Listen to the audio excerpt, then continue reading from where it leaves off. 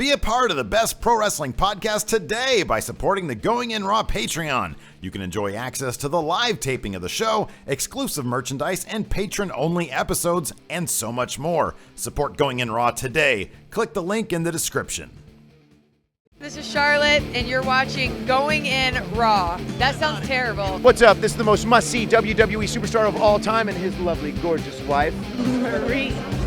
and you are going in Smackdown Live. Who needs Raw? What's up? It's your girl, Sasha Banks, the legit boss, and you are watching Going In Raw. Oh, baby, I like it raw. Oh, baby, I like it raw.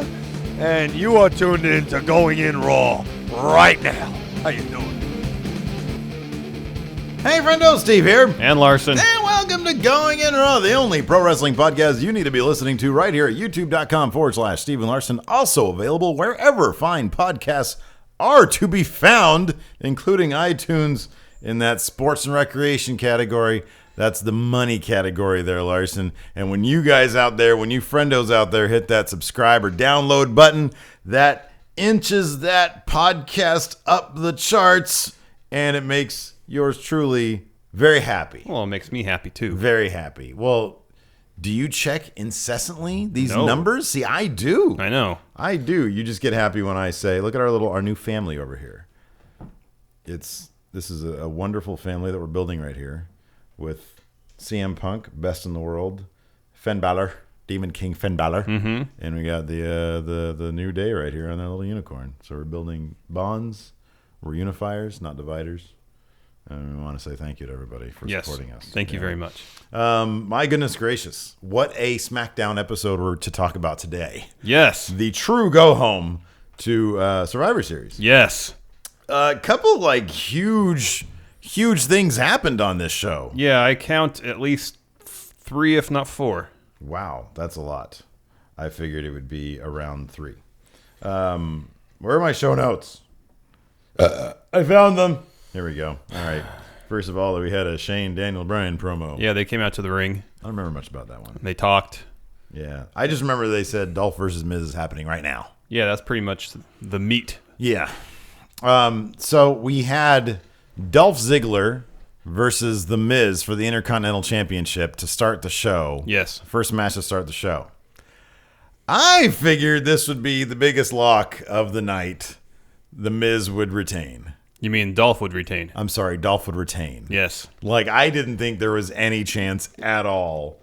And because I figured this would be the perfect fodder for The Miz to then influence things at Survivor Series, perhaps. Yeah. He won the damn belt back. In a very good match. After all that we went through. I know. Leading up to Survivor Series, to No Mercy. No Mercy.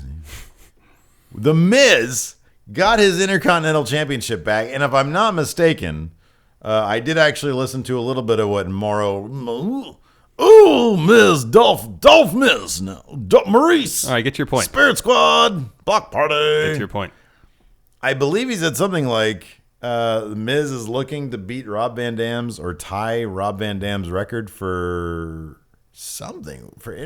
I guess not. I thought he mentioned Jericho. Jericho's got the record right now, 9. right? Okay, well, that goes to show how much I talked to. Oh no, Sam Punk down, Miz Dolph. So you kind of paid attention. I kind of paid attention. I thought he said something about Rob Van Dam. Maybe climbing his way up through the rankings. Maybe he tied Rob Van Dam's. That could be it. His notch. That could be it. So someone on Twitter said that was the Miz's 6th Intercontinental title victory. Okay, I thought I heard the number. Okay, maybe 6. Maybe 6 was for Van Dam too.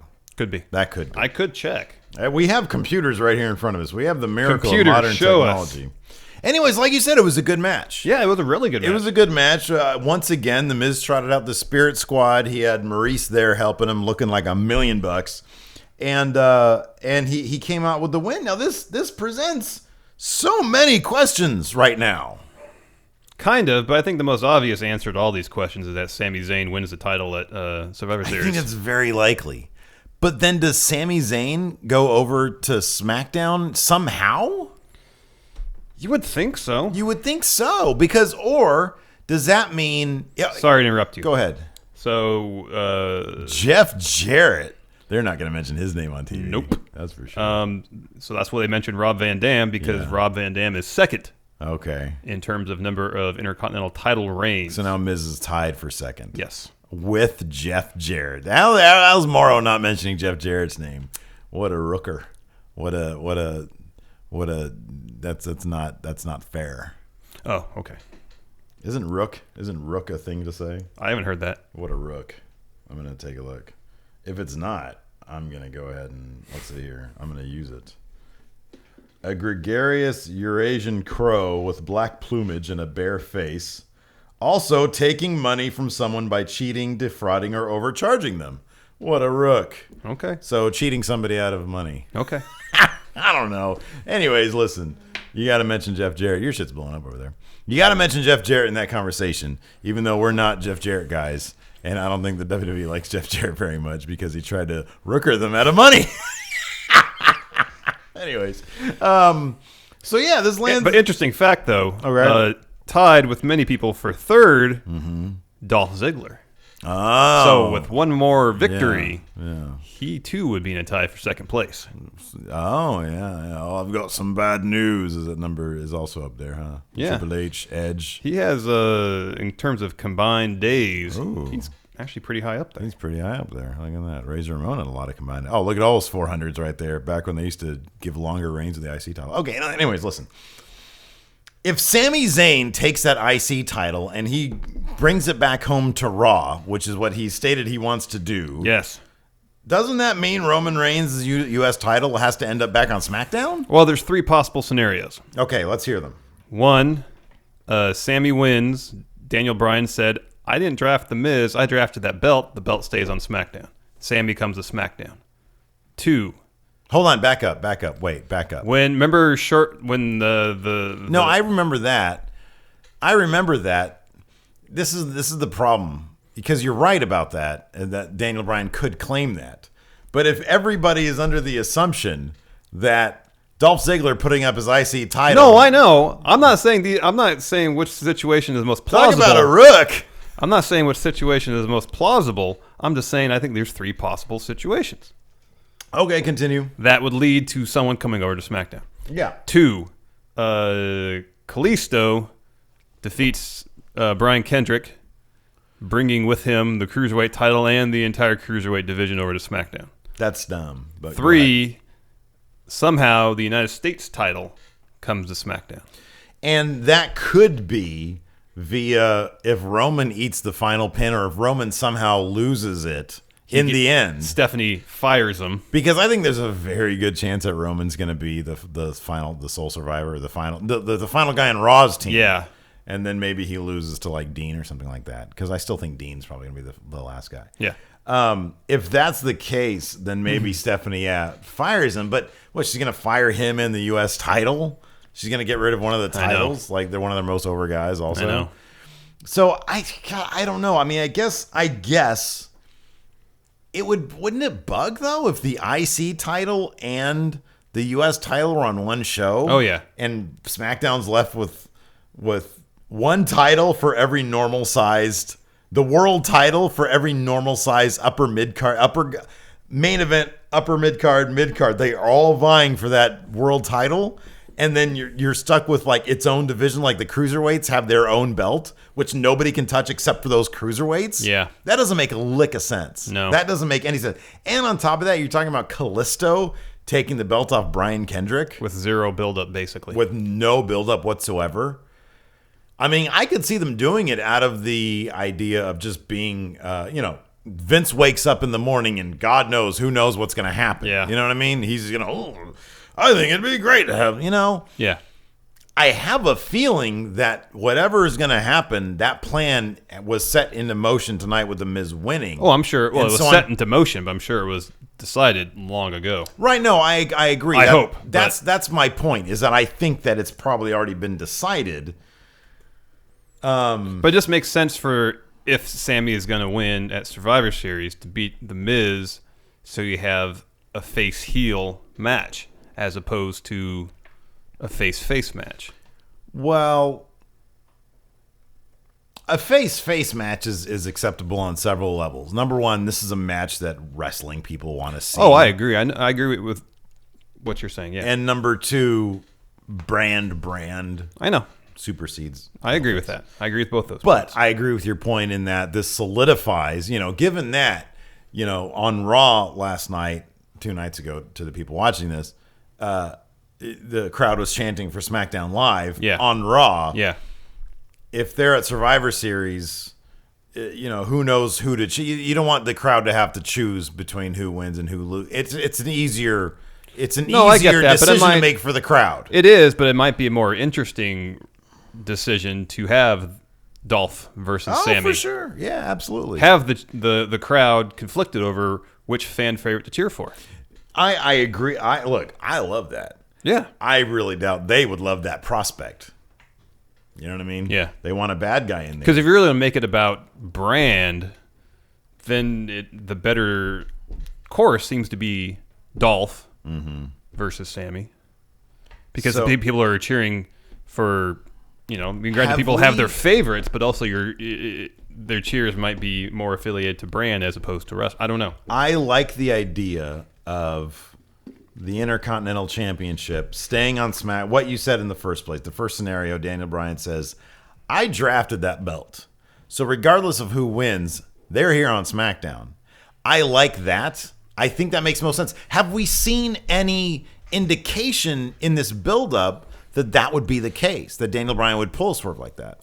But beyond that one time when he said, but here's another situation. Let's say Sammy wins, Daniel Bryan pulls that card, and then Steph could say, okay, well, if that's how we're going to do things, then Cruiserweight stay on Raw, we get Kalisto.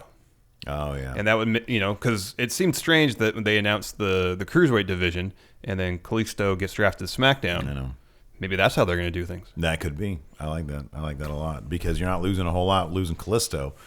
you lose a Baron Corbin beat dummy.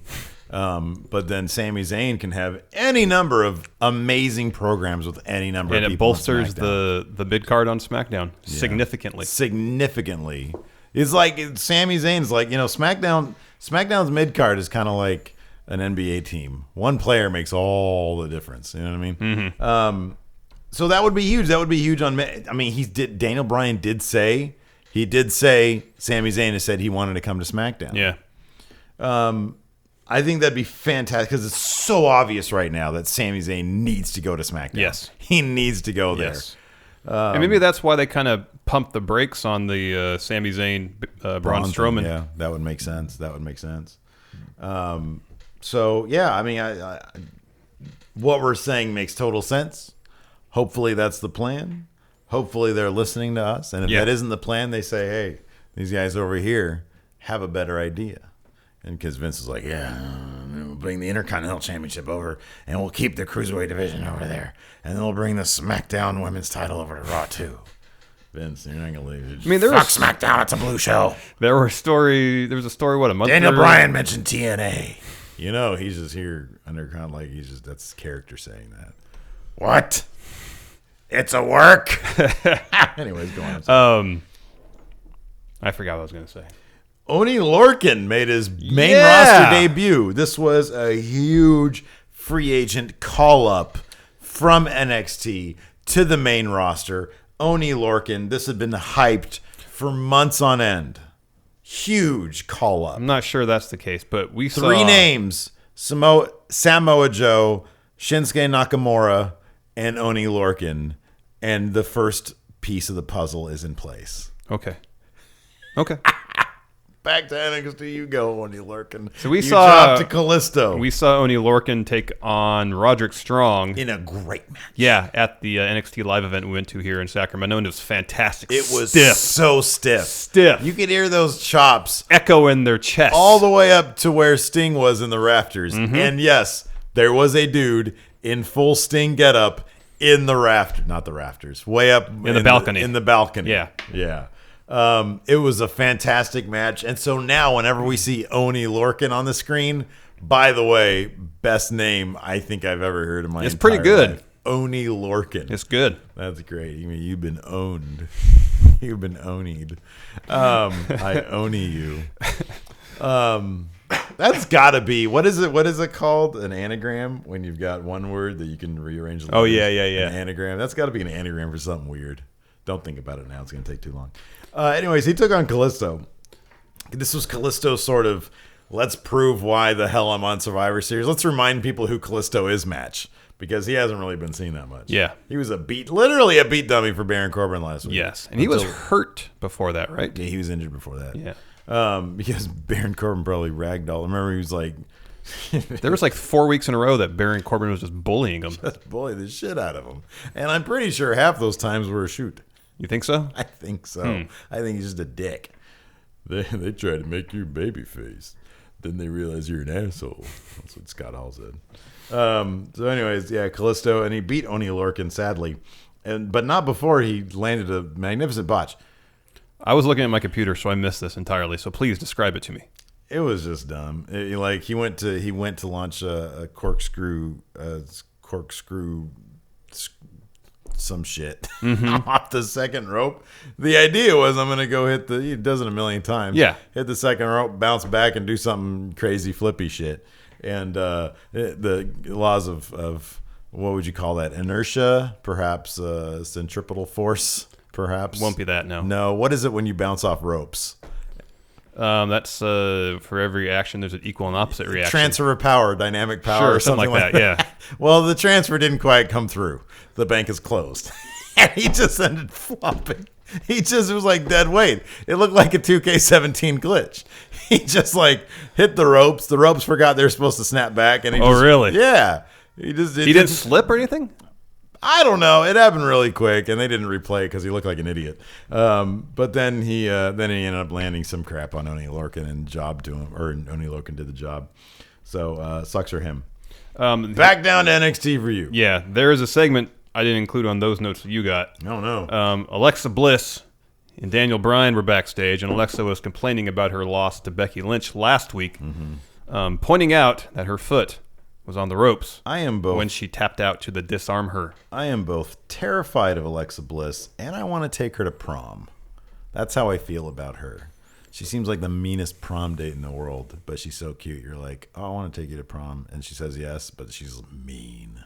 She's super mean, and she just complains the entire time. She like yells at your limo driver, and she says incredibly rude things to him, and it's like, God, I didn't know this is what I was getting into. That's Alexa Bliss. That's who she reminds. That's why she's such an effective heel. Okay. Got it? Yeah. All right. But anyways, during their conversation, Daniel Bryan says, first, let's focus on Survivor Series. Yeah. Second, Yeah. you will get your rematch. Yeah. And then Natalya comes in. Blowing her whistle. And she starts quoting some Chumbawamba. Yeah. So what is it? I won't back down and I get up again. Yeah. Some shit like that. Tub thumping. Thank you. Yes. And Alexa Bliss calls her out on it, which is weird because I swear that song came out before Alexa Bliss was even born. And who even references Chumbawamba anyways? Whose idea? Speculate. Whose idea was the Chumbawamba reference? I would suspect one of the writers. Always put it on them. Fucking writers. Yeah, I don't know. It was a cute little segment. Alexa Bliss is hilarious. I love her. Yeah, she's good. And then we had a tag team Survivor Series team segment backstage. This was great. Well, it was great because King Booker, not just Booker T, but King Booker, in his best English, sporting his best English accent, wearing his crown and his cape and his, is that was called, a cape? That's a cape, right? I believe so. I mean, I know it's a cape, but is there like a more formal word for it? I don't think so. I want to say there is. Okay. And a nice suit. And he was doing his King Booker thing. The Usos very conspicuously weren't dressed as faces, but they were acting very happy. I mean, that's Booker T. I'd be happy too, even if I was a mean guy like the Usos are supposed to. But also, they, despite their heelish tendencies of late, they're still proudly representing their blue brand. Well, they like being on TV because it means a payday, and so that's probably why they were happy because they haven't been on TV lately. That's a good point. Yeah. So they were very happy to see Booker T, and he was giving them a pep talk. And then Breezango comes up and starts issuing some sort of tickets, which citations for breaking some sort of fashion ordinance. Can't believe for a second that anybody would give them the authority to issue actual citations in whatever particular county they're in at the time. Well, they're not police. They're fashion police. Right. So I think they've, I would guess, taken the necessary, I guess it'd be called fashion justice courses. Yeah. And instead of criminal justice, yeah, fashion justice. I'm guessing. I don't know. Yeah, I don't know. And gone to Fashion Police Academy. Right. Yeah. How long is that course? 18 months? I have no idea. I have no idea either. And gained some authority through those avenues by which to issue citations for violations of the fashion code. It sounds like Breezango just has too much time on their hands, to be honest with you. It seems like it. Yeah. Anyways, they were doling out these tickets left and right. Booker T no-sold it, said, F you, basically. Yeah. But then they're still on Team SmackDown. Yeah, they are. So that's good. Did they all end up cheering at the end? Or was Breezango sad? I forget. I don't think they were sad. They just kind of no-sold the cheers. I think they moseyed away as everybody else cheered for Booker T. Maybe. Which is the appropriate response if you just got punked out by Booker T. Because he did the, you didn't just say that. Yeah. He was all over his career. It was a career retrospective. It was. Exactly. And it was great. It was. It's fantastic. Booker T is the best. He really love Booker T. Best. He is. Oh, man. Let's see here. We had Nikki Bella take on Carmella. Brutal match. Really physical. F-A-B-O-L-O-O-U-S. Really physical. And you carry the one. Carmella was working the shit out of Nikki's neck. That always bugs me because that Nikki has a bum neck. Mm-hmm. And then when they incorporate that shit in the storyline and it looks like I know it's fake. But it really just makes me uncomfortable a little bit. Yeah. You know what I mean? You're worried someone will get hurt. Yeah, I have concerns. But in the most exciting segment of that, probably the night, to be honest with you, because I thought it was really rad. Charlotte coming down, sporting her red Raw shirt, her fancy-looking women's Raw title. Yep. And a ticket. Yep, she bought a ticket. She bought a ticket, and she moseys on down. She has an usher bring her down. I swear I saw her, and she kept on telling the crowd not to touch her. I think she kept on saying, "Don't touch me, don't touch me." And she got a nice front row seat, so good on her. She has her own Larson hooking up her ticket. We got our WrestleMania tickets. We did. Are you excited? Of course. I'm super excited. Remember 2 years ago when you were like, "Are you excited?" And I was like, "No, I want that money back. I want my money back." And I convinced you to go. We just got laid off. And we had a great time. We had a great time. It was fantastic. I'm very happy we went. And so we're going again in April 2017. Now is it like, oh man, I'm really looking forward to it, so it's going to be a crap time. No, because you got really good tickets. Mm-hmm. I think we got really good tickets. Yeah, I hope so. So well done. Similarly, Charlotte got a front row seat. Yeah. And showing that she paid for her ticket. She has her ticket. She was holding it out. She was participating as a fan when Nikki Bella threw Carmella towards her general direction into the barrier. Charlotte didn't touch anybody. Nikki Bella punches her, grabs her, and brings her over the railing and starts wailing on her, puts her in the ring. Well, I'm thinking to myself, this person paid for a ticket, legally. She's a paying attendee she of a has sporting some event. sort of legal recourse here. For fuck's sake. Anyways, all poor storyline. But anyways. So the rest of what was it? So it was... The rest of Team Raw came out. And started wailing on Nikki. Yes.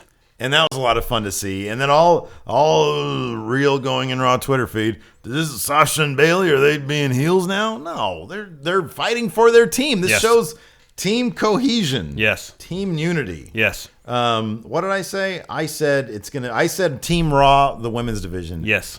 They're gonna be the lone. That is your prediction. Yes. That's my prediction. Is that yours too? I think so. You think so? Who's gonna be the sole survivor? The last survivors. It's got to be Sasha, yep. right? It's got to be Sasha. Yep. That's her consolation prize for losing at Hell in a Cell. Maybe Bayley. Yeah, maybe Bayley. Maybe Bayley. Probably Sasha, and then Bayley can have her turn because Bayley's going to be winning that. Well, Bayley be winning the women's title at WrestleMania, probably. I think so. Yeah. So, anyways, we have and so basically it's turned into then all of the team. Carmella does try to help out Nikki. Because they're same team. Yeah. And the rest of the SmackDown women come down. Yeah. It was kind of interesting because Raw brought along Dana Brooke. Yes. Who is not on the team. Nope. But they're smart because Team SmackDown has their coach Natalia. So correct. 6-on-6. Nia Jax was an absolute bulldozer. She was destroying people. Yeah. And then it was kind of funny because when you watch it back, she like launched into, I think it was Becky. Yeah. And then just ended up going through the barrier. Yeah. But Becky was like, if you watch it back, Becky wasn't anywhere near close to that barrier. And so it seriously just looks like Nia the Jax. camera work was pretty lousy because I don't think we really saw Becky up against the barrier before she started running. So when Nia went through it, Becky is like 10 feet away, pretty close to the ring. Yeah. So we really didn't get perspective on what was happening. Becky needed to hold on for a couple more seconds. No, I think it was just bad camera work. I don't know. Because at no point... pretty far away at the end. I know. Like, she had to have started pretty quick. But we didn't see her next to the barrier at all, I don't think. You saw... What I saw in the GIF that I saw, you saw from her back, her launching into the barrier. Yeah. And Becky Lynch is No, nowhere I know. to be found. I know. But I'm saying, was there a shot prior to that establishing Becky against the barrier? That I don't know. I don't know. I don't remember seeing that. All I saw was like that last. And for Becky, No, I know. I'll put I it know. this way: for Nia Jax to be as far back as she was from the barrier, she had so much time to stop herself. Probably, yeah. When Becky wasn't there, that was the point. I understand that. Yeah. But it was a good spot. I just think Becky needed to hold on. I think it was Becky needed to just chill for a second longer and then get out of the way. I mean, come on, these people do this all the time. And Becky knows how to do split-second maneuvers. She could have chilled for a second. I understand that. She could have chilled for a second. Because it on the replay kind of looked ridiculous. Like, she just runs into the barrier. She didn't stop. She just goes, and then she just lays there like a lump. It was pretty funny. So anyways, yeah, that was a really good. It was really cool seeing the brands invade each other. I'm glad they got. That's big money when the women are able to do the same thing the men did on the Go Home show. It's fun. Next, we had pretty much all the tag teams on SmackDown, save for Slater and Rhino in a match. All the teams that didn't make it to the Survivor Series team against all the teams that did. Team winners versus team losers. The lump team. So we had the Vaudevillains, the Ascension, the Spirit Squad, God knows why, and the Headbangers versus the Usos, Breezango, American Alpha, and Hype Bro. And Slater and Rhino, we're down there. Yeah. How is Heath Slater still one of the most over guys in the company? That crowd was cheering hardcore for him, and they were cheering hardcore for Rhino. I know. And they both truly appreciated every second. I know. You could see it on their faces. It's pretty amazing that we're 2 months or so removed from kind of the peak of Slater's push. Yeah. The lead up to that tag team tournament. Still champions. I know. Still over. And but they haven't gotten a bunch of TV time. No, they haven't. It's pretty incredible that they're still that over. SmackDown is just a packed show. There's too much going on. I know. Let's see here. So, and then, Chad Gable picked up the pin. Mm-hmm. You are convinced that American Alpha will probably be the sole survivors. I'm thinking that'll be the case, yes. I can see that they need that. Yes. But here's the problem with this. Take Slater and Rhino out of the equation, and who's the most over, of who fought tonight, who's the most over here? Oh, it's the Hype Bro. It's the Hype Bro, man. I think the Hype Bro are more popular than American Alpha at this point. American Alpha needed to stay in NXT, man. Yeah. They needed to stay there. They're lucky the tag division is so shit. I know. Because they needed to stay in NXT. And I love American Alpha. Yeah, they're fantastic. I love them. But, man, they needed that extra time in NXT. Even just to percolate while this Slater Rhino thing. And I totally get that they couldn't have foreseen that. Yeah, and I think that's the thing is I'm guessing when they were drafted, they were going to be elevated to a top spot right away. And I don't think anyone anticipated that Slater would get so over. That's true. I firmly believe that. I could have seen Hype Bros getting over, though. Oh, yeah. I mean, fucking Mojo Rawley. Zack Ryder's imaginary friend, whatever. He is so insanely entertaining. He is. He is so insane. Who wears Zubaz pants? Mojo Rawley. Oh, it's fantastic. Great. He is so entertaining. So, yeah, like we said, Chad Gable went over. Cutting Edge On this day, we had the return of the rated R superstar, who evidently WWE Hall of Famer Edge. has aged about 30 years since we saw him on the Edge and Christian show. Yeah. Because, man, that beard of his makes him look old. Someone asked us on yesterday's show what WWE superstar would make a great mall Santa. Evidently now it's Edge. Yeah. Yeah. Because Great that beard. beard has a wonderful gray streak down it. His hair is long. Yeah. It looks awesome. Edge has a big head when he cuts his hair short. He looks like he has a big head, like a big peanut head. When he cuts it, it does. He never cuts it short right. It always looks dorky. Okay. When it's long, he looks super cool. It looks like a rock star. Yeah. Looks like $1 million bucks. And the beard looked great. It looks great, but it makes him look so old. It's fantastic. It's okay. great. No, it's great. Distinguished. Yeah. Edge comes down. Yeah. On this day. He sees, Big pop for he Edge. sees clearly. People love Edge. They all see clearly. And he says, I bleed blue. I'm SmackDown man. Let's bring down the rest of Team SmackDown man. Correct. And so the rest of Team SmackDown mans come down. Edge proceeds to run everybody down except for James Ellsworth. Pretty much. He says, Ellsworth, you represent opportunity.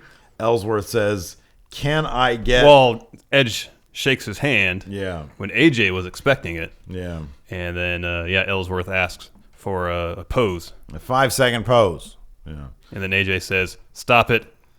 He says, Stupid. It was stupid then. It was stupid then and it's stupid now.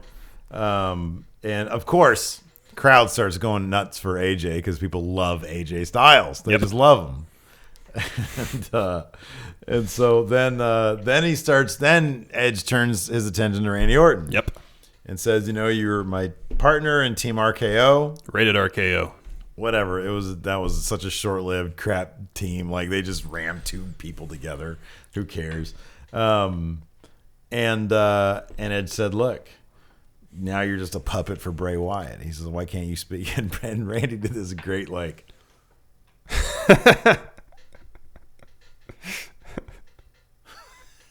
that weird look. like he was trying to remember if he left the oven on, or he's trying to remember, oh man, I forgot to unclog that toilet back He was there. trying to focus his supernatural powers. He's just it doesn't work for him. He can't learn how to transport yet. So he just came out to run people down. Basically. Well, then Bray started saying that because Randy is now Randy Wyatt, he's being more powerful Viper. And everybody's gonna see that. And then everybody's gonna see that at Survivor Series. And then the Undertaker's music hits. Boom. And 18 minutes later, I know ring. that music hits at like 10-7. Yeah. And I'm thinking, well, it'll be about a minute of promo time. Exactly. He gets to the ring. But anyways, he eventually saunters out to the ring, Old Man Taker, and it was great because earlier in the show they have that shot of like his hat. Well, they did a couple shots, yeah. Yeah, and Christopher Kaufman said that hat shot. Did Taker just get out of the shower or something? That'd be great if they had him in his towel, but his towel was like up to here, like the women do to cover the boobies. And he's like, "Don't look at my man breasts." Anyways, he comes out there and he's like, he gives him basically an Undertaker pep talk. Well, first thing he does is he puts Shane over. Yeah. He says, well, who better to lead SmackDown as their commissioner than a man without fear? Man without fear. And he tips his hat. He tips his hat to him. It was cute. It was, and Shane looked thoroughly tickled by it.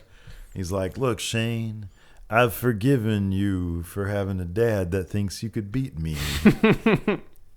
That isn't concerned with my legacy. It's not your fault that your dad is an asshole. So, and then the Undertaker proceeds to more or less, I think, say he's back.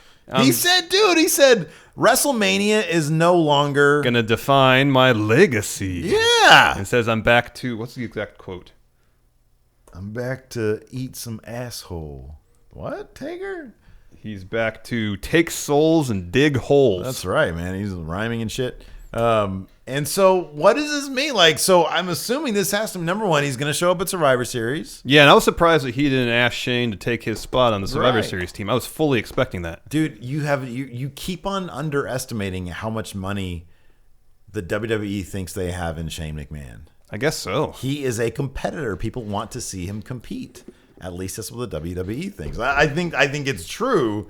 I know you don't, and to a degree I don't, but I at least seem to fathom the fact that the WWE considers him an actual competitor, and you do not.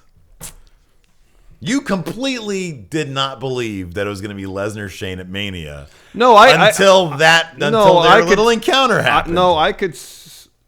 That was so obvious. No, I know it's obvious. I just don't really want to see it because it's not a believable matchup. I agree. Look, 100% I agree in real life, but Shane's power rankings are too high. It's inexplicable. It's illogic. It doesn't matter. It doesn't make any sense. None. But they're there. I can only suspend my disbelief so much. I agree, man. This is one of those things you got to deal with. So I knew that wasn't going to happen because Shane is a viable competitor with power rankings that are almost matching those of the Undertaker. We think he's 94, 95. Is that his game ranking? What's the highest? 99 is the highest, isn't it? The highest possible for creative characters is like 109. Oh, shit. But I think Lesnar's 95. I would say Shane is 89. Because Undertaker's what, 92? Maybe. Okay. I don't remember. Shane's 89. Okay. Which is higher than a lot of people. Mm-hmm. It's probably higher than they'd put CM Punk if he was still around. Oh, yeah. Yeah. Higher than Bray Wyatt's probably like 88. I think so. I think Owens is 89. Yeah. He's up there. He's Owens. Rollins is 91 or 92. That makes sense. He's got the pedigree. So anyways, yeah, Shane's power rankings are very high. So that wasn't going to happen. But it's very cool. And you said this on Recap. You said you think that WrestleMania 34 is his planned retirement match. So I'm thinking if he's going to come back to a it's not going to be a full-time schedule. And I don't think he'll be on SmackDown every week. No, we can expect him at all 4 major pay-per-views. For sure, yeah. And then 8 pay-per-view matches. That sound reasonable? Yeah. And then on TV, on SmackDown, maybe twice a month? Yeah. Twice a month? Maybe. Boy, that's a lot. Maybe. That'd be great, though, for SmackDown. Are you kidding me? That'd be huge. Fantastic. That'd be amazing. Huge. And he'll have his match at WrestleMania 33, maybe against John Cena. Mm-hmm. And then WrestleMania 34, probably his retirement match. Yeah. Yeah. Yeah. That'll give him a year, about 14, 15 months. Yeah, a year and change, yeah. Yeah. So that's cool. That was very exciting. Everybody was very excited when he said, WrestleMania is no longer what will define me, or some shit like that. Yeah. So anyways, that was really cool. And he gave him a pep talk, and he said, what did he say? He said, there's no shame in failure or something like that. Yeah. But if you do fail, you'll have to answer to me. Yeah. Which is cool because, that's the closest thing you're going to get to an Undertaker pep talk. Yeah. Don't come back home to dad without a trophy. Yeah. And then he said, Team Raw will rest in peace. Will rest in peace. Oh, that was good. It was good. It was good. Like I said, there was 4 great moments of the show. Yeah. You had the Intercontinental title match. Yes. You had the return of King Booker. You had the return of Edge and the return of The Undertaker. I thought that one of your great moments was going to be Oney Lorcan. How was Oney Lorcan's all right, there's 5 great main moments. roster debut? Sorry, 5 great moments.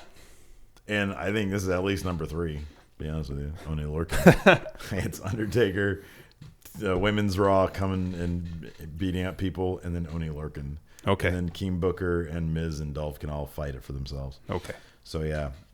Really good stuff on SmackDown. Yeah. Excited. We're going to have our predictions. Again, our consistently predictions. putting on great shows. It was different. We thought, we're just going to see the same old thing. Yeah, I kind of thought that they were going to have... But we saw with the women, it was good. I know. I thought they were going to do the men again. How many of these questions that we're about to answer right now are going to be... Sasha and Bailey are heels now. Who's the first one that's going to get called out? We'll find out. Here, you start. All right. Oldest first. All right. This is a great question. Our good friendo, Patreon champion, Carlos Hackworth. What NFL team do you think Nia Jax should join? But then he's actually answered by undisputed champion Marty Too Sweet, who says the Cleveland Browns. I'm sure she's way better than most players in that team. I think that's the answer. Yeah, I think that's a great answer right there. Just Adam Mayhem. Is there any reason, wrestling-wise, as to why Nikki Bella is the captain for SmackDown Live and not Becky? Do y'all think that devalues the belt? No, I like it, actually, because it Raw is so stacked up top. Yeah. And SmackDown has a great sort of, they have good depth. Yes. But they need more heavy hitters. Yes. And we forget that Nikki Bella still has the record For the longest reigning Divas champion, yes. Yeah, exactly. And so she doesn't have the belt. Becky Lynch does. So give Nikki that extra rub to show how strong she is in the division and give her the captain. I'm totally fine with that. I'm fine with that too. And she was named captain back when... Was she named captain when Becky was out of action? I don't know if the two corresponded. I don't know if one was because of the She was other. definitely named captain after the Becky Alexa Bliss match was set up. Yeah, she was named captain before their rematch, but after... I think it was before Becky came back. Pretty sure it was before Becky came back. In Becky's absence, she was named captain. Okay. Yeah. But I'm not sure that Becky would have been named captain had she still been there. I'm just saying in terms of storyline, they could have justified naming Nikki captain rather than the champion because Becky could have lost the belt to Alexa Bliss. Oh, I see what you're saying. If they want to do, by kayfabe, they want to have a storyline justification for it. Haven Elric, if you were to choose one person from the SmackDown Live roster to defeat AJ for his world title, who'd it be? He says he'd pick The Miz. Undertaker. Oh, that'd be great. One last run with the belt. Yep. Have Cena take it off him for number 16. I like it. Let me just say this name. Big Razor Sexy. Good job. Yeah. If you can manage any wrestler on the current roster, who would you manage?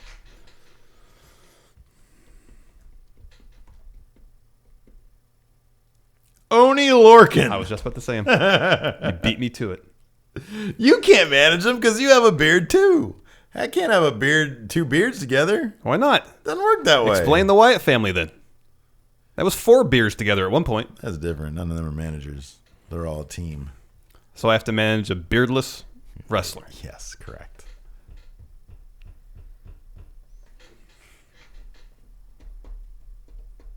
It would be weird if John Cena had a manager at this point. Would you manage John Cena? That'd be great. I'd love to see that. I want to manage Dolph Ziggler. You should manage. You should manage the Authors of Pain because you kind of remind me of Paul Ellering. The way he carries, he kind of carries himself a little grumpier sometimes. Okay, yeah. All right, I like that. Like answer. if you're older, like way older, and you're a bit more brittle, then you'd walk like him. Yeah. Some mornings I walk like him now. Oh, That's a good answer. I love Paul Ellering. Oh yeah, he's great. Alex Cartwright. After knowing how bad Nikki's neck injury was from Total Bellas, it was hard to watch her take some of those bumps in the Carmella match. I agree with you, Alex.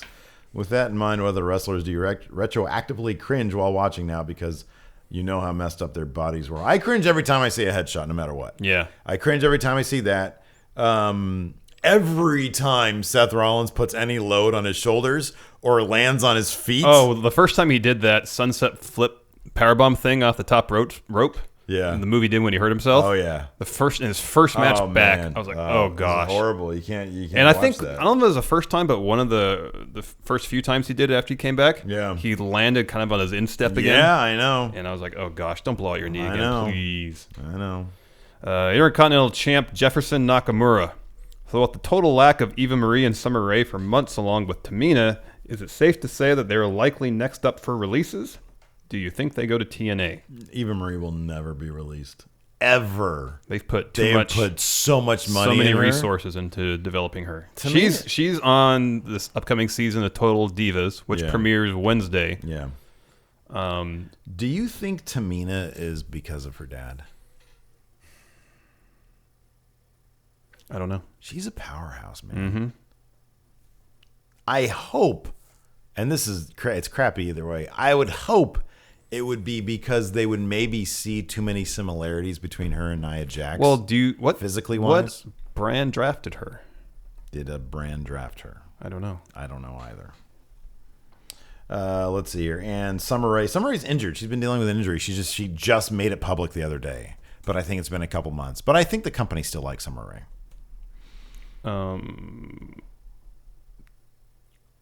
Sorry, I was looking up Tamina's status.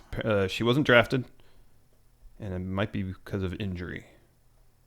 according to Wrestling Inc. Oh, and yeah, Chris Kimmelwright says Eva Marie's been out filming a movie. Yeah. Let's see here. John Herkov. Hey, guys, when do you think is the right time to put the belt on Alexa Bliss? Should they do it now with all her momentum or wait it out? I'd wait. Yeah. I'd wait. Becky just got it. She needs a good long run with it. Yeah. Jason the Cabbie, in honor of the late greatest wrestler ever, past, present, and future, the cream of the crop. Oh, yeah. Macho Man Randy Savage. Oh, yeah. Cream of the crop. Who is your favorite superstar to have held the Intercontinental title? Dig it. I can think of two. Do you still have that list of all-time Intercontinental reigns? No, I don't have it up anymore. But there's two wrestlers that I've always been fans of that never won the world title but were great Intercontinental champions. One is Rick Rude. Mr. Perfect. Yes. Oh, okay, so three. Mr. Perfect. Oh, Razor Ramon. Yep. I'm not even going to look it up because I'd say Razor Ramon. Next. It is, let's see here. 2-time Waffle House World Waffle Eating Champion. With Survivor Series in a few days, what's your favorite Survivor Series pay-per-view of all time? 98. That's like your favorite pay-per-view That's of all up there. time. I mean, I have to agree with that because it is immaculately booked. It's immaculately written. It's a great 3 hours of in-ring storytelling. Yeah. It's so good. Yeah. Andrew. And nobody saw that shit coming. Nope. Nobody saw that shit coming. Andrew Piovani. How much longer till they move Otunga to the back and Phillips takes over officially? I hope that they do that literally. It would be hilarious if all three guys are sitting at the table and Otunga's kind of like hovering behind them without a mic, and you kind of hear him a little bit, but no, not much more than you hear like the fan behind him. That'd be pretty funny. Actually, it wouldn't be really awkward. I don't know. Do you think that Phillips there is like... 4 is too many people. 4 is way too many people. And then whenever they cut to them, I'm always like, has Tom Phillips said anything? Because I always hear when Otunga says something because his voice, and this is kind of a good thing for him, but his voice sounds very much like generic broadcast guy, like a video game broadcast guy. Yeah. Look at him go now. You know what really bothers me about the situation as they have it now? There's 4 guys. Well, there's four guys, but the broadcast table is obviously made for 3. Yeah. And it doesn't look like they've slid everybody down a little bit to accommodate an extra chair, all behind the broadcast table. Dude, so Tom Phillips is just kind of sitting off on the edge of the table. Awkward. It's really awkward. It's so awkward. It's so bad. Yeah, I don't like it. Do you think that Otunga is going to be given the boot? He has to be, right? You got to have 4 people there. That's horrible. I don't know. That's so weird. Undisputed champion Marty Too Sweet. Could a team like the Ascension or the Vaudevillains revitalize their career and become contenders or even champions? Or do you see them getting released in the next couple of years? And how would you revitalize their career? I don't see them getting released simply because SmackDown, WWE needs people who know what they're doing. Yeah. I think the Ascension with a repackage. They just need... People's memories are so like, once you're in a gimmick, it's hard to repackage people anymore. I guess they could. I think they could. I mean, the Usos, they virtually repackaged I was going to say, them. they repackaged them quickly and really effectively. I think I've said this before. If they make the Ascension APA 2.0, yeah, you know, or Beer Money, yeah. You know, although neither of those guys are Bobby Roode or James Storm, well, maybe Bobby Roode, anyways. If they made them more dudes, yeah, you know, but just badass brawling stiff workers, yep. Charles, what? I don't know about the Vaudevillains, man. I know. I don't know what the fuck you do with those guys. Talk about a gimmick that you're stuck in. I know. What are they all of a sudden gonna not think that they're in the 1900s? I know. Charles DJ CS Smith, with the Miz's win and now being the Intercontinental Champion, does that change your outcome for the match with Zayn? We've talked about that. Yeah, we talked about that quite a bit. World Wildlife Foundation champion Adrian Stroop. Hey, friendos. Assuming he's not in a storyline of some sort, what ridiculous thing do you think The Rock will do at WrestleMania this year? He says, my money's on a large-scale explosion. I would not put it past The Rock to explode something. Go ahead. I was going to say, if we just hadn't had an election, I would wouldn't be surprised if he announced his candidacy for the president of the United States. He's been talking about that a lot more lately. Shit what party he runs for. I'd vote the shit out of The Rock. Could you imagine if The Rock? Do you mean people would be celebrating in the streets if The Rock was the freaking president? That'd be great. I'd vote this shit. I don't care what his policies would be. I do actually give a shit. Let's see here. Jericho Kunzman. Yeah. Why isn't... Oh, we already answered that question. Wait, what's The Rock going to do at WrestleMania, though? I already answered. You had. I think he's going to do a Ronda Rousey thing. I think she's going to be back. Oh, okay. I think he's going to do Ronda Rousey 2.0. Why isn't... We already answered that. I'm going to do the next one. Western States Heritage Champion Matthew E. Williams, Esquire. Day 300. Last week, I think it was like day 250. So I kind of think that the Western States Heritage Championship, you don't have to be good at math or understand how time works. There's other planets where days are shorter, right? Technically, in the higher up in the atmosphere you go, oh yeah, time expands a bit more. Okay, but in the milliseconds. But like on Mercury, nanoseconds. Mercury, the orbits, shorter, so days are. Do you think Matthew E. Williams, Esquire, maybe resides on Mercury? It's a possibility. Or at least the title can be defended. Has he created a Friendo Unified Championship Wrestling? He has created some fun wrestlers, yes. Has he? Yeah. Are any of them him as the Western States Heritage Champion? That's a top draft pick. He says right here, fun wrestling, you're next. Yeah. He says, so Nia Jax got to run through the SmackDown women like tissue paper before taking that barricade shot. What are your odds that Survivor Series is what gets her out of the women's mid-card into the title picture in Raw? Or does she get traded to SmackDown? I don't think either of those are going to happen. I think she's going to get in a program with Sasha. Mm-hmm. She's going to look great. Mm-hmm. And then I don't know what happens after that. I don't know. As for Survivor Series, she'll probably get counted out. Yeah, I could see that. She's not going to take a pin. Nope. Or if she does, it's going to be like through a massive effort from a couple of the females. Yeah. Robert Hay. Hey. We know what the Survivor Series teams are, but what will the announced team look like? It's going to be like 9 people all lined up. On the one desk. All on the one desk, exactly. Exactly. That's actually a good question. I don't know how they're going to do that. The 2 central desks will be Raw and SmackDown. But are they all going to be commentating at the same time? I hope. They need to do this. Okay, so we're on the Raw. Let's say we're the Raw commentary team. Yeah. I get to be Corey Graves because he's cool. Okay. You can be Michael Cole. Or you can be Byron Saxon. Okay. So we all commentate. We have our headphones. Yeah. We're talking to us. SmackDown is commentating over there. And then they just run them both. So what I said, when I asked you, are they going to do that? And then you said no. You just now said yes. Oh, is that what he said they were going to do? I asked if they're going to do if both teams were going to commentate at the same time. Here's the thing, man. I don't really listen to much. I know. It's not just you. It's pretty much everyone. No, I know. I don't listen at all. I know. Oh, your turn. Nice. Where are we? The Danny patron, Lloyd? yes. The patron formerly known as Danny Lloyd. Are the Usos face now? 1 minute they're trying to end Chad Gable's career. They're trying to explode his knee. And the next they're high-fiving in the ring. I know. Look, they're just happy to be on TV. It's all for Survivor Series. It's all for Survivor Series. You got to throw a heel face out of the equation. Yes. Alex Foster. What tag team do you guys want to win the NXT tournament this Saturday? Alex Foster is rooting for the HR guys. TM61. All right. Who you think's going to win? Did you get that form ready for me? Have you filled out your W-9? Authors of Pain are going to win. I said that from the beginning. Man, yeah, you did. I think I said that from the beginning, too. Because it's the Authors of Pain. How are they going to lose it? Like, I think you crafted a better path than I did. You crafted a path that made sense. And I was like, yeah, I think DIY is going to take on it. And you're like, that's the wrong bracket. You didn't even look at the brackets before I didn't even look at the brackets. But the end, it remains the same. Authors of Pain win. Yeah. Yeah. Nicholas Viola.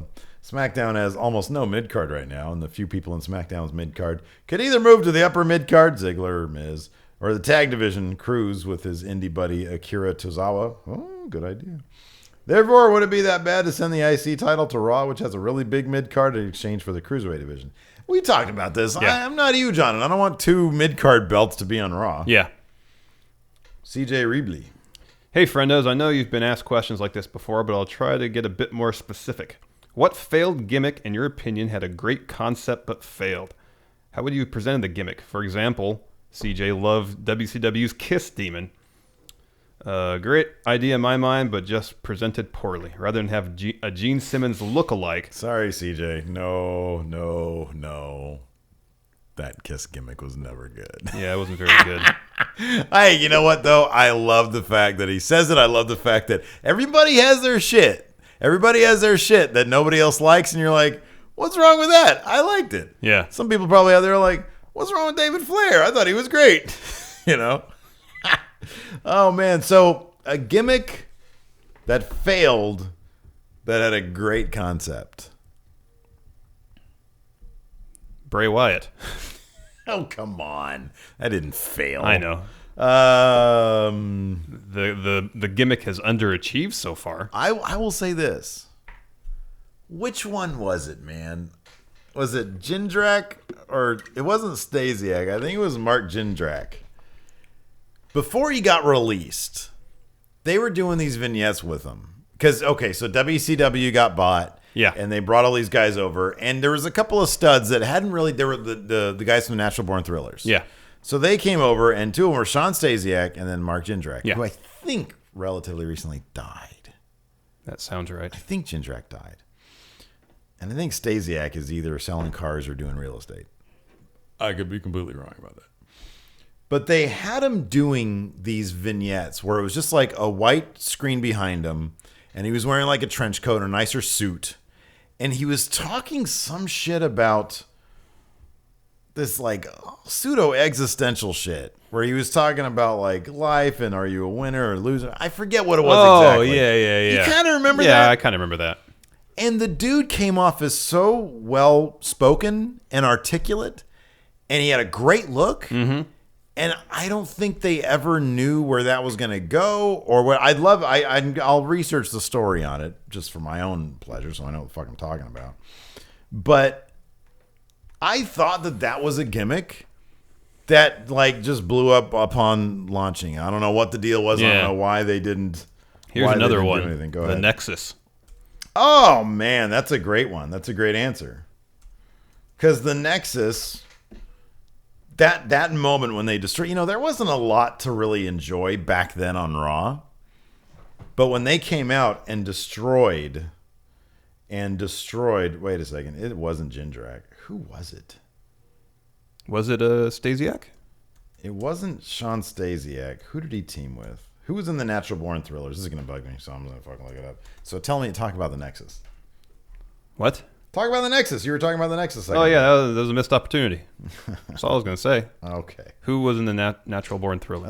Let's see here. Sean O'Hare. It had to be. Yeah, it was Sean O'Hare. Yeah. Looked like $1 million, and I'm going to see really quick what that little thing was. Let's see here. Okay, vignette, January 2003, this is from Wikipedia. Started to appear on WWE programming. A devil's advocate character. He urged people to commit adultery, break the law, not pay taxes, not go to church, among other things. He ended each vignette with the line, "I'm not telling you anything you don't already know." In 2003, O'Hare returned to the main SmackDown roster, telling various superstars to perform indecent acts, which included persuading Kendrick, Spanky, to streak through the arena and Dawn Marie to flash the audience. His persona included a long black trench coat and an obsession with spiders, including fairly new tattoos with black flames on each wrist. Okay, it's getting lamer the more I read it.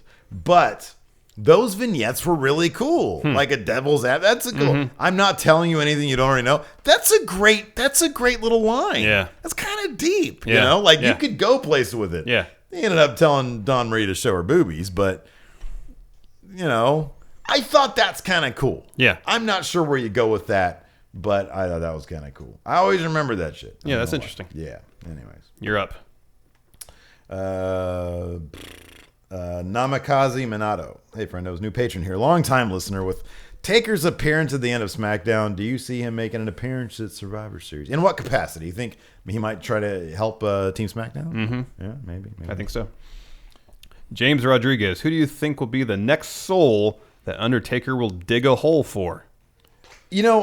A Bray Wyatt rivalry, I'll be totally fine with because it's not a WrestleMania thing. Yeah. You know what I mean? Yeah, so long as it's not a WrestleMania feud. Because, they had that feud after the WrestleMania match a couple years ago. Is that when he like took his body or something? Like that? Yeah, and then they had powers? the tag match of Undertaker and Kane against the Wyatt family, and Undertaker and Kane just squashed them. Yeah. But the build up to that match was actually pretty cool. Yeah. Branye Solano Cubero. I've been an AJ Styles fan since TNA started, and I think he's the best wrestler alive. I agree. Isn't it amazing to see him in the same ring as Edge, Cena, and Undertaker? It's kind of cool. It is pretty cool. Gave me little chills there. I was like, oh, look at AJ in there. Gene the Grappler. A.K.A. Chandler 3 Productions. So since Survivor Series is in Toronto this Sunday, do you think we'll ever see a pay-per-view in Hawaii, Alaska, or Mexico, or is this just a once-in-a-while thing? Well, I think they've done like house shows in Alaska, haven't they? Oh, yeah. A pay-per-view in Hawaii. It wouldn't surprise me. There's no 2 hours behind us. Hawaii is? Yeah. Is it? Okay. I think so. All right. What's Alaska? Maybe an hour behind. It's like the day before or some shit. Alaska is only an hour behind, and Hawaii, really? I think so. Oh, that's crazy. I could be wrong. I don't have my time zones memorized. I have no idea. Eric Hobson. I would say don't rule anything out, but also don't get your hopes up. With the recent announcement of Vader being very sick, this is very sad. I know. Very sad and possibly terminal. Do you think there will be an effort to get him into the Hall of Fame this coming year? It wouldn't surprise me at all. Yeah. He definitely deserves to be in there. Yes. Fucking love Vader, man. Yeah. I keep on meaning to load up, like when I'm late at night working or drawing or whatever. Keep on meaning to load up some of his WCW stuff fully. I really want to watch that again. Robert Serafast Lanyon. Up at 5 a.m. watching Undertaker after a pretty mediocre for a Smackdown show. Totally worth it. He is so much more than Rock, Cena, Stone Cold, etc. Just amazing. Still shaking a bit 10 minutes after the show. Is he truly the GOAT, the greatest of all time? He is to you, Robert, and that's really cool. Good for you. I love Undertaker. I think he's great. Hell of a career. Definitely in the conversation for GOAT. Yeah. Barrick, do you think the Undertaker not going after Randy Orton means that he'll go after Cena when he comes back? Could be. Could be. Maybe. Look, he says he's back. He says he's back for a bit. So the world is his playground. Yeah. Smapty Jones. Hola, friendos. Was really hoping that we would be able to see a fatal four-way elimination match for the Intercontinental title with Sami Zayn, Dolph, Miz, and Rusev. That would be an interesting match and would fit the Survivor Series theme. That's actually a good idea. Good idea. I like it. Joshua and Martinez. Hey, friendos, I don't know if you heard about Vader.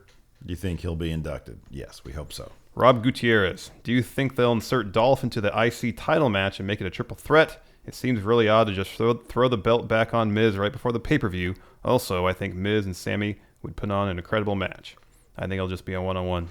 Yeah, but what's Dolph going to do at Survivor Series? Apparently nothing, it looks like. Nathan Broomfield. Do you feel that The Undertaker will have a significant input into the five-man match, whether it's a physical appearance or even just the gong from his entrance music sounding? Would it lead to set up some sort of match to set up at WrestleMania 33? I don't think so. I don't know. I kind of feel like he said he was. Wait, what did he say about? So he said that's where The Undertaker was born. Yeah. I kind of feel like the outcome of the men's match is going to be clean. Okay. And if Undertaker interferes, it's not clean. That's my feeling. But I don't know. They might overbook the shit out of it. I don't know. Yeah. Thomas the Protractor Kalama. Hey, friendos, with the recent rumors that Linda McMahon may become the Secretary of Commerce of Trump's cabinet, for better or worse, which wrestling superstars from the past or present will you include in your presidential cabinet? Bray Wyatt would be Secretary of Energy because he has command of the dark energy. Well, wouldn't Undertaker be a candidate for that because he can actually produce lightning? Secretary of Defense is Undertaker. Okay. All right. Sorry. Rusev, Secretary of State. I think Triple H should be Secretary of Defense based on. He's Chief of Staff. You think so? He's Chief of Staff. But Triple H, he's ridden on a tank before. Rusev. Oh, okay. Sorry, man. You're one step ahead of me on all these. I know. John Cena, Secretary of Education. Okay. Treasury. Well, I mean, It's got to be DiBiase, right? Yeah. Or Alberto Del Rio. I want a multinational coalition. Okay. Attorney General. My press secretary would be Wade Barrett. Oh, that's good. I'm afraid I've got some bad news. That's good. I'm happy. I'm fine with that. What about Attorney General? Oh, man. Who's Otunga. Otunga. Oh, man. That's all good. Let's see here. Universal Jones. Yep. Yeah. Hey, friendos, do you think the story might go on Sunday that Miz makes a deal with Stephanie to move to Raw, only to lose the Intercontinental Championship to Sami Zayn, who made the same deal with Shane? Just a theory. I don't know. I'm sort of more partial to the idea that Daniel Bryan, that SmackDown owns the Intercontinental Championship. Yeah. Cody Wenzen. Hey, friendo, so you think WWE should stop advertising for all their returns beforehand? Cody says he would have popped so much if The Undertaker's gong sounded during the cutting edge without him having been promoted for the show. He feels like it spoils so many awesome moments. No, you know what, man? They need the ratings these days. They need people watching. And you never know what's going to happen when they have actually come out. Well, Seth Rollins came back unannounced. He did. When Seth Rollins came back from injury, unannounced. Yeah. Jose GGR, what is your favorite food and who and where makes it the best?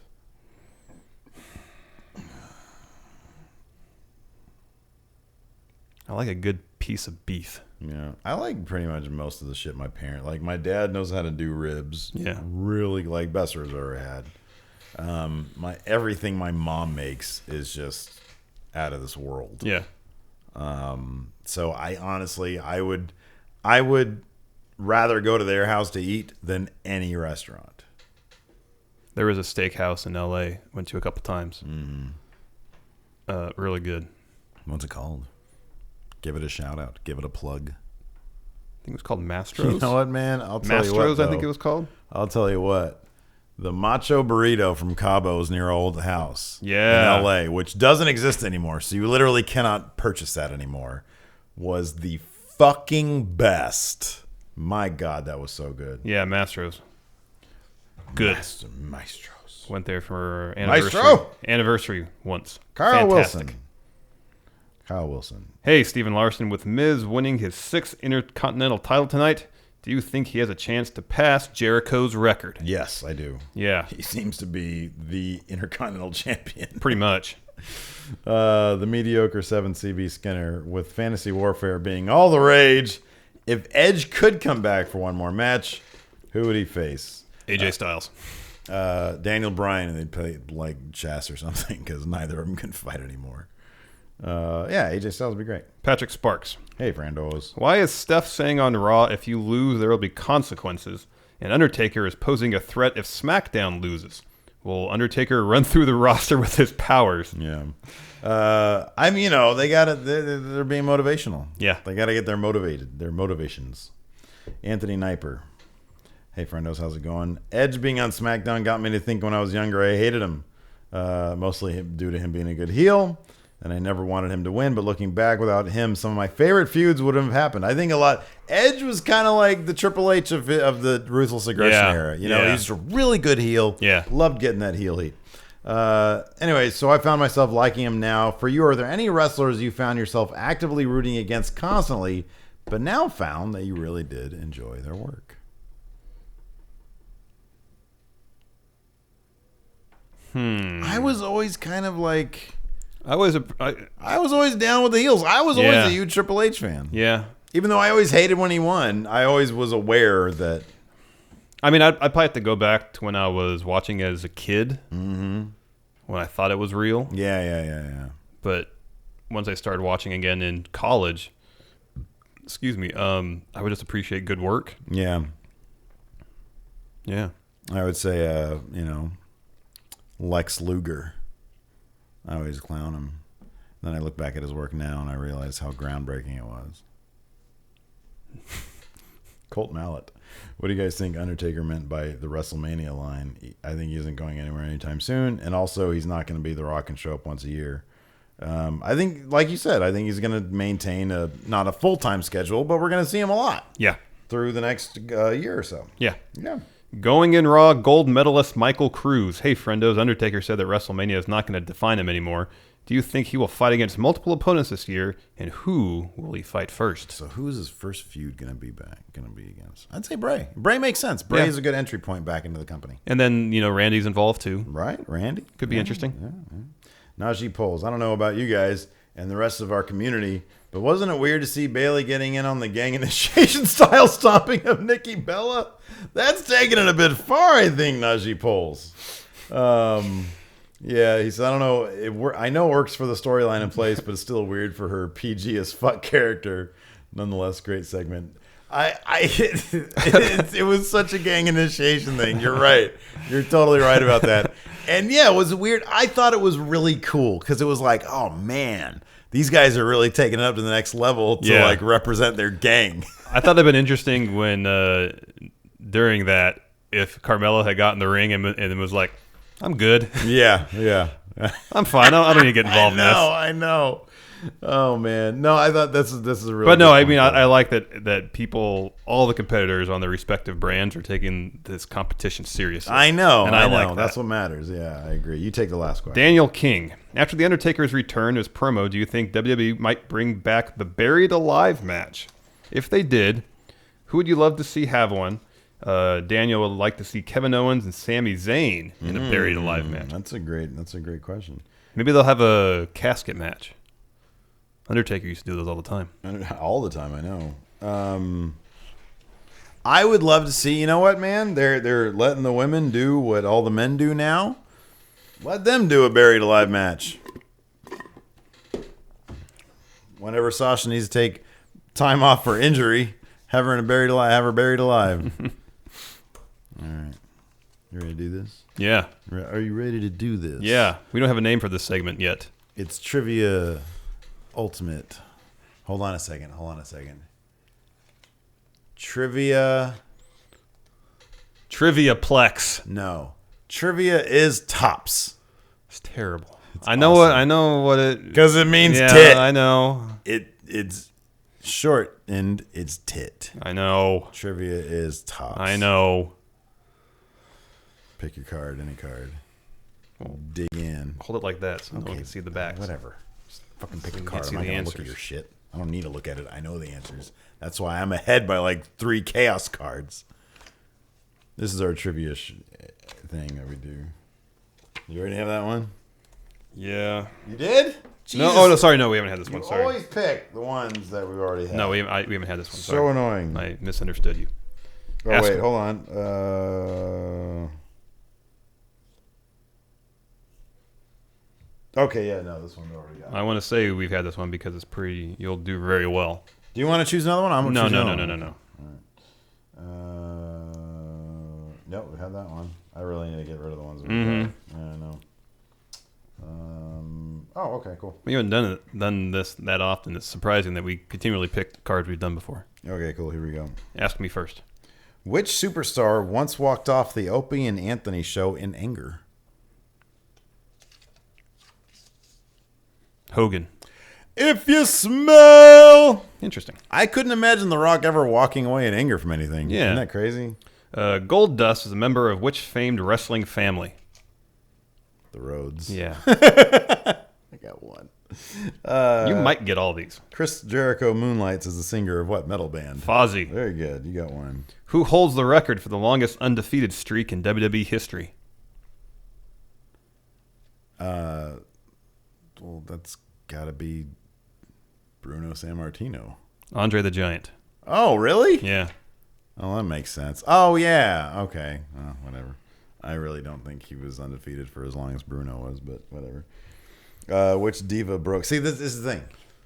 This trivia challenge isn't about what's actually true. It's about what the card says. Yep.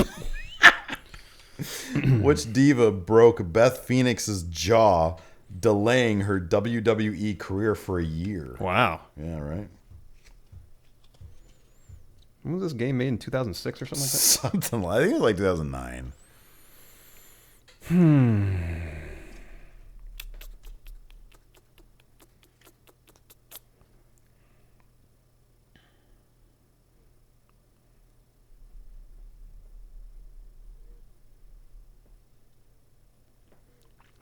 period of time I wasn't watching very much. I'm trying to remember. Yeah.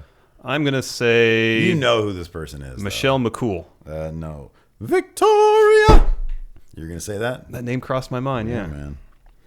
No, it's my turn. Oh, yeah. Adrian Adonis hosted what famous talk show segment? Oh, man. Shit.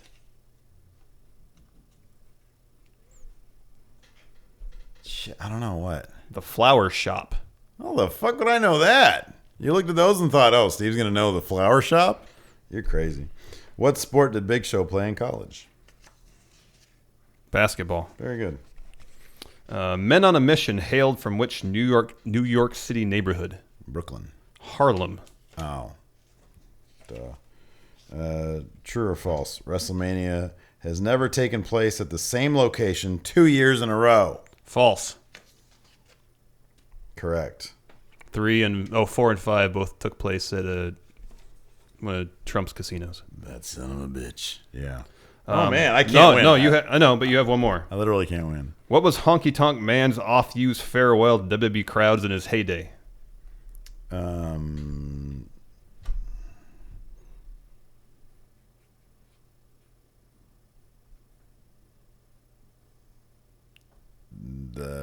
The king has left the building. Thank you. You're a beautiful audience. Oh, okay. Boy. I got 3. I don't know why you looked at those and then gave me the sad hope. Oh, you're fucking with me. Mm-hmm. You're fucking with me? Yeah. So you get 2 cards. Yeah, give me my chaos cards. All right. How many more chaos cards do I have over you? I don't know. I have all mine in my computer bag over there. How many I have? I have a lot, though. Probably half yours are in the stack, I'm guessing. Pick a chaos card. I get 2. You get 2, that's right. Ooh. I think that's mine. No, it's Chris Jericho. You haven't gotten that one yet. No, it's the call out. Yeah, but yours didn't have Jericho on it. Okay, I thought it did. Who do you have? Who's that? Mark Jindrak. That's weird. That's weird. Well, I want Sean O'Hare. Maybe next time if I get any goddamn points. I know. Yeah. Anyways, that has been Going in Raw. We'll see you guys tomorrow for our predictions episode. And then Friday for the dirt sheet. Yep. And then Saturday and Sunday for countdowns. And then Monday for Survivor Series recap. Sunday, we're live streaming our reactions to Survivor Series right here at 4 o'clock p.m. Pacific time. Yes. And we're going to be giving away a copy of WWE 2K17. That's what's happening. So anyways. Have we set forth the rules for this contest yet? We have no idea. No clue. No idea. None. No idea. We should probably think about that. We probably should. Another art contest of some sort? Art. Are we gonna give it away while we broadcast on Sunday? Yeah, we're gonna choose who gets it. Live on air. Okay. Live. Okay. Yeah. Anyways, that's it for now. Until next time, we'll talk to you guys later. Bye. Bye.